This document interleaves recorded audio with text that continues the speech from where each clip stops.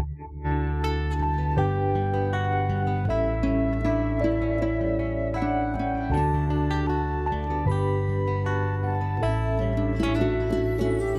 Señor es compasivo, el Señor es misericordioso, y a su mesa hoy venimos con el corazón rendido. El Señor es compasivo, el Señor es misericordioso, y a su mesa hoy venimos con el corazón rendido. Por tu inmensa compasión, apiádate, Dios mío. Olvida nuestras ofensas, lávanos de nuestras faltas. Purifícanos, Señor, purifícanos, Señor.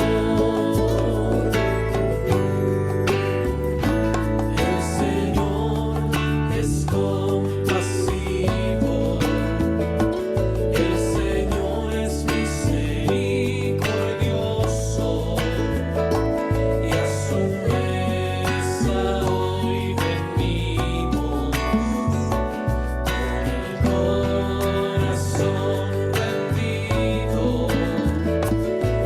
Señor es compasivo, el Señor es misericordioso, y a su mesa hoy venimos con el corazón rendido, con el corazón rendido.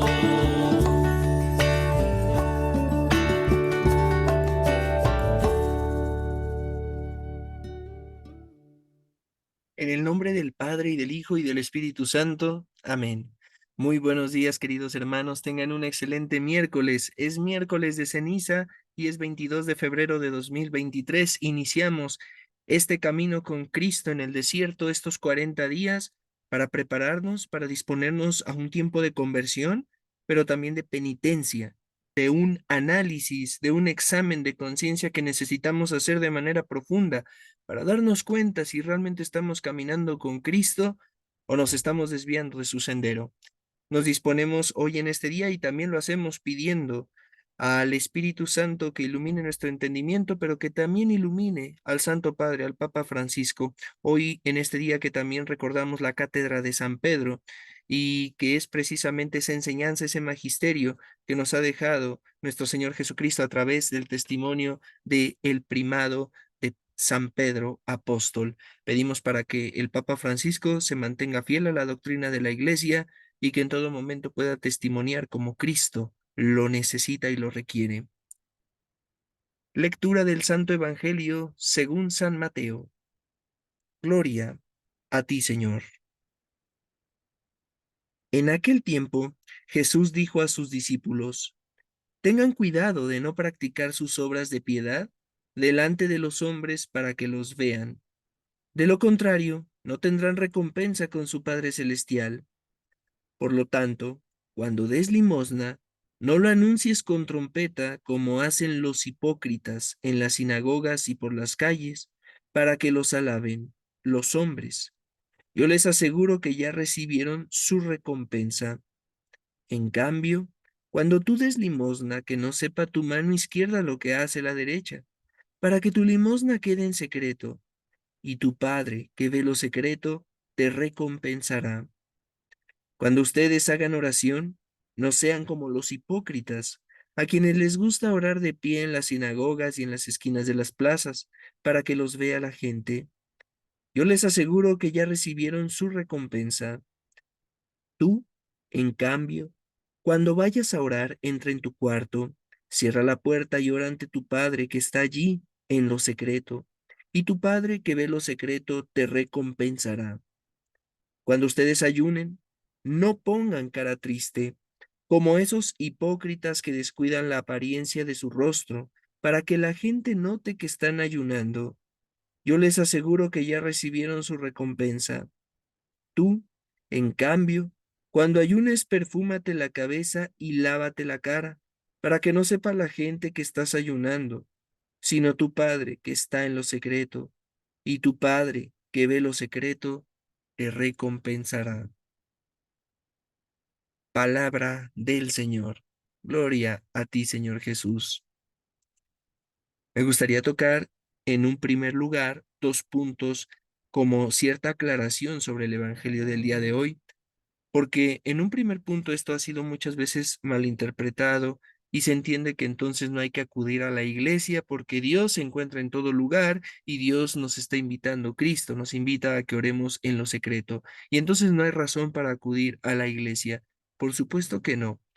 El sentido que tiene de hacerlo en lo secreto es de crear también una intimidad con el Señor, de que cuando uno tiene esa intencionalidad en el corazón, ahí precisamente se da uno cuenta de que no se está actuando de manera hipócrita. Es decir, yo hago una oración para tener intimidad con Dios y no para que los demás me vean, no para tener una especie de vanagloria, para obtener una fama, sino que lo hago en lo secreto para que Dios tenga ese encuentro conmigo y yo tenerlo con Él, no para caer en esa cuestión de una expresión hacia los demás y que los demás vean qué piadoso soy. En otro punto, entender que estos tres pilares, lo que es la limosna, la oración y el ayuno, no son otra cosa más que prácticas que tenemos que tener, como dice el mismo Evangelio, como dice nuestro Señor, obras de piedad. La piedad se puede entender, digámoslo, entonces en dos sentidos. Por un lado, piedad como esa petición que hacemos de que el Señor se compadezca de nosotros, que tenga misericordia por cada uno de nosotros, porque nuestra naturaleza humana se corrompe, nuestra naturaleza humana, como diría San Agustín, concupiscente, tiende muchas veces a elegir el pecado y a rechazar a Dios. La piedad, por ese lado, se puede entender entonces como misericordia, como compasión de parte de Dios que le pedimos que se compadezca de cada uno de nosotros. Y por otro lado, que es el sentido al que se refiere en este Evangelio nuestro Señor Jesucristo, es hablar de las obras de piedad, es a lo que también se le conoce como la religiosidad. Es decir, esa, esa relación con nuestro Señor Jesucristo. ¿De qué manera, a través de tus obras de piedad, te vas a unir, te vas a relacionar, te vas a vincular con Dios? Piedad entonces se entiende como el don del Espíritu Santo que necesitamos para estar unidos con Dios. Y por lo tanto, al hablar de las obras de piedad, Jesús menciona tres: limosna, oración y ayuno. Cuando hablamos de ser verdaderos hijos de Dios, cuando hablamos de dar un buen testimonio, de actuar de manera coherente con Cristo, de que queremos seguir su ejemplo, no podemos hacerlo sin practicar estas tres acciones, estas tres obras. El día lunes ya te hablaba de profundizar en el ayuno y por supuesto que es el primer punto en el que tenemos que detenernos, porque es una práctica que incluso hoy muchos han asumido de una manera muy cómoda. Es cierto, se tiene que dejar de lado esa cuestión de el comernos al prójimo, comer carne a través de los chismes, comer carne a través de las calumnias, de la difamación y de tantos males que muchas veces se provoca al prójimo al dañar su buena fama, al dañar su integridad y su dignidad. Es cierto que hay que abstenernos de eso, pero el ayuno también tiene que ser la abstinencia de la misma comida, del alimento, y no podemos pretender reemplazar uno por otro cuando estamos bien en nuestra salud, cuando sabemos que podemos ayunar y que preferimos decir, no, es que yo hago el ayuno de no comer carne del prójimo. No, así no es, así no funciona. Es esa manipulación de la que muchas veces te he hablado.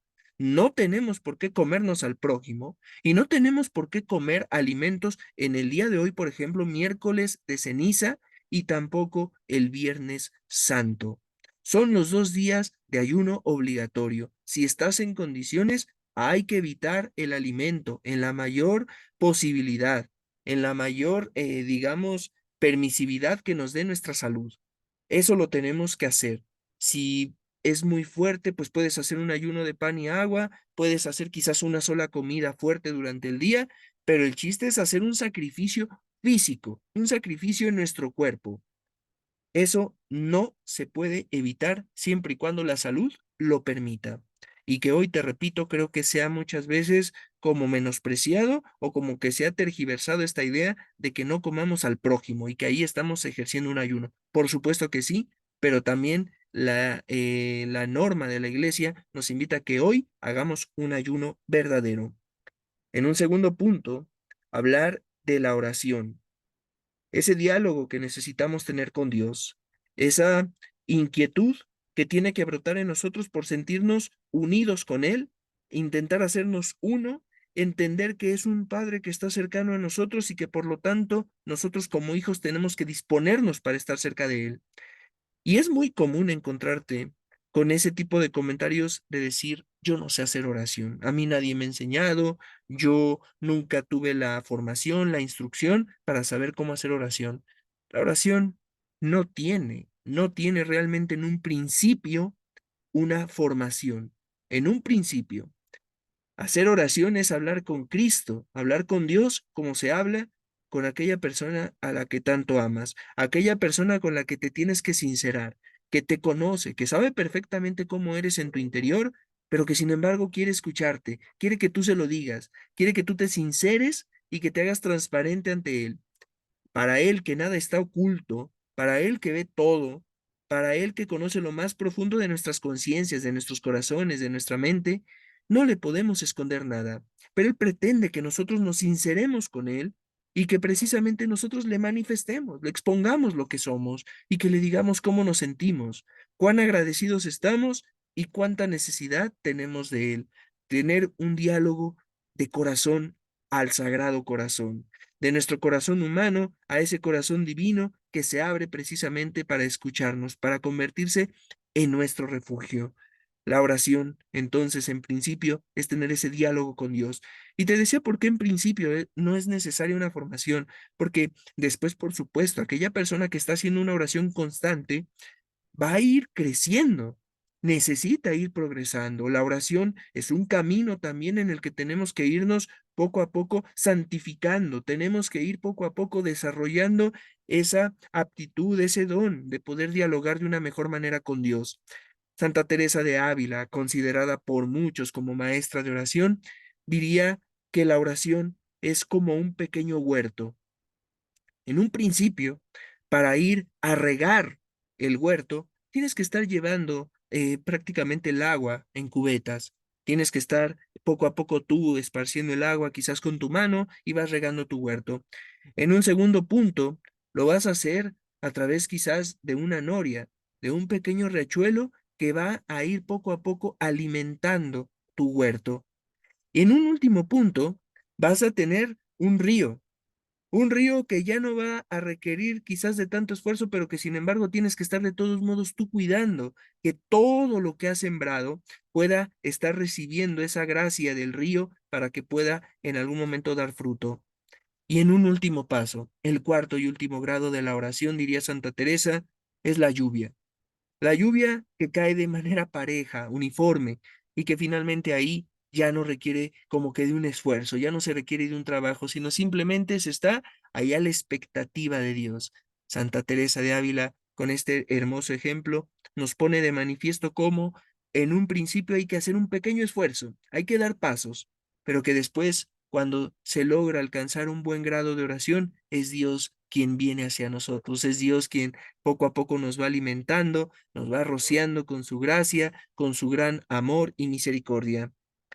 Y en un último punto, hablar de la limosna como misericordia, porque quien da limosna se está desprendiendo de algo, no de lo que le sobra, sino de lo que tiene. Dar limosna implica entonces no dar aquello que ya no necesitamos, sino más bien aquello que nos sirve y aquello que le puede servir a una persona que tiene más necesidad que nosotros mismos. Dar aquello que tenemos, dar aquello que nos duele.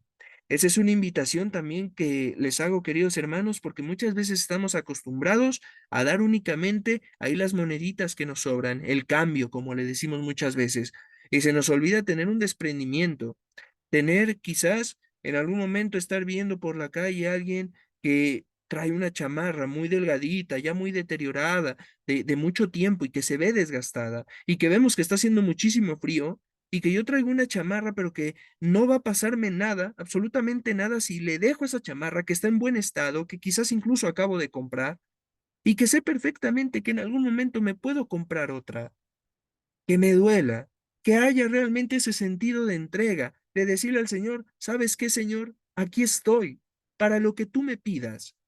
Dice nuestro Señor que a Él lo veremos en cada uno de nuestros hermanos que están necesitados. Aprendamos a ver a Cristo ahí para que no les demos migajas, para que no le demos las obras, para que no demos aquello que ya no queremos, sino que más bien nos desprendamos y que aprendamos a sentir un poco ese sacrificio.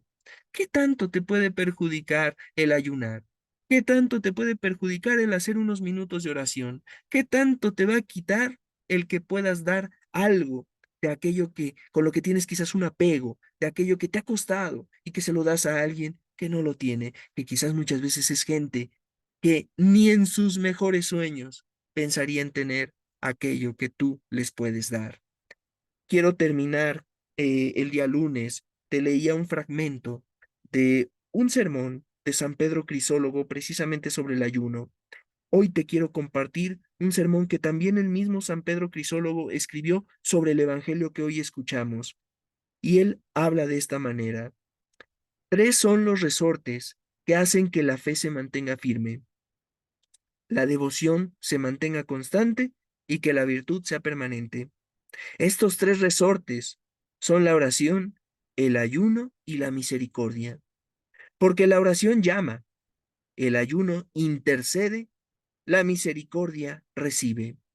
Oración, misericordia y ayuno constituyen una sola y única cosa y se vitalizan recíprocamente. Díctate a ti mismo, como norma de misericordia, que de acuerdo a la manera y la cantidad y la rapidez con que quieras que tengan misericordia contigo, sé misericordioso y compadécete, así como quieres que se compadezcan de ti. En consecuencia, la oración, la misericordia y el ayuno deben ser como un único intercesor en favor nuestro ante Dios, una única llamada, una única y triple petición. Hagamos ayuno, hagamos oración, hagamos limosna, teniendo esa obra de misericordia, y veremos cómo Dios se manifiesta plenamente en nuestra vida. Oh Señora mía, oh Madre mía, yo me ofrezco enteramente a ti, y en prueba de mi filial afecto te consagro en este día mis ojos, mis oídos, mi lengua, mi corazón. En una palabra, todo mi ser. Ya que soy todo tuyo, Madre de bondad, guárdame y defiéndeme como cosa y posesión tuya. Amén. San Miguel Arcángel, defiéndenos en la batalla, nuestro amparo contra las perversidades y acechanzas del demonio. Reprímale Dios, pedimos suplicantes, y tú, príncipe de la milicia celestial, arroja al infierno con el divino poder a Satanás y a los otros espíritus malignos que andan dispersos por el mundo para la perdición de las almas. Amén. Ave María Purísima, sin pecado concebida. En el nombre del Padre, y del Hijo, y del Espíritu Santo. Amén. Que tengas un excelente miércoles y que así sea el resto de tu cuaresma, que sea la mejor cuaresma de tu vida porque te acercó más y más a Cristo nuestro Señor. Que Dios te bendiga, te conceda su paz, su gracia y su amor.